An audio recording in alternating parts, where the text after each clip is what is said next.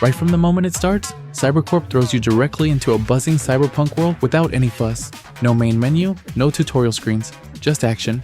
You step into the shoes of an agent, but not a human agent. You control a Synthroidors, a combat shell piloted remotely. Your mission is simple in description, but challenging in execution. Bring order to a city teetering on the edge of chaos. In the opening sequence, you rush to save a young informant from syndicate thugs, and that mission sets the tone. Every bullet, every movement carries weight. The story isn't sprawling or laden with cutscenes. Instead, you glimpse it through quick exchanges with your handler between missions and the occasional in-game briefing. The humor here is dry and sharp, often centered around your handler's quips or the villain's mischievous banter. The gameplay is where Cybercorp truly shines. Moving through neon-lit streets, you balance chaos, twin-stick shooting, while with melee finishers. Your primary weapon might be an assault rifle, delivering consistent damage, while your secondary is a handgun for quick, precise shots. When an enemy's health drops low, a prompt appears, inviting you to perform a melee finisher that restores your health.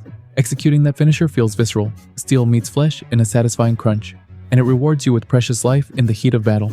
Reloading introduces another layer of engagement. An active reload meter appears when you need to top off a magazine. Pressing the X button at the right moment on the moving indicator grants an instant reload, turning what could be downtime into a moment of skillful precision. You also gain access to 2 skill slots. Loot is the spine of Cybercorp. Weapons, armor modules, and upgrade cards rain down from defeated foes and loot crates.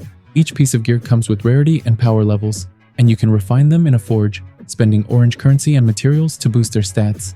Visually, Cybercorp delivers a bright, detailed cyberpunk aesthetic. Rain-drenched alleyways glisten under neon signs, and your synthroid chassis reflects shifting light, suggesting a living pulse beneath the plating. The music pulses with synthesizers and driving bass lines, dynamically shifting when combat erupts.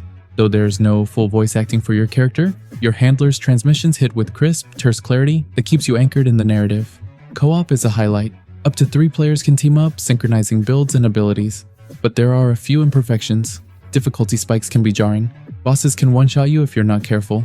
A few bugs persist, like doors refusing to open or loot caches not spawning, momentarily disrupting momentum.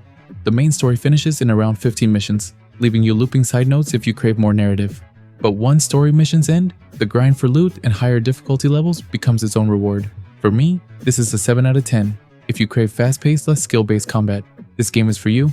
But if you demand flawless stability or an epic narrative rivaling 808 storylines, be prepared for some bumps.